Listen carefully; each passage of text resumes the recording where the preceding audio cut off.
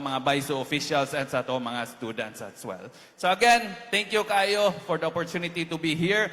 My warmest congratulations sa to mga parents nga na dinha, sa to mga guardians, kaninyong tanan. I hope way nag-video para di na pod ma-viral si Congressman Babayap. Kaysa makanunay, gipangga ginato ang ato mga BISO graduates. And one of the reasons why nga kamong tanan nga naa din hikaron, the 897 makadawat og tag 3,000 pesos each.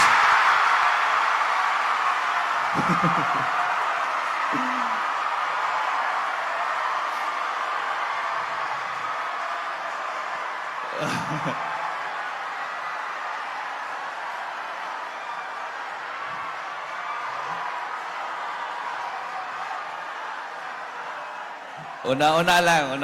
Thank you kayo.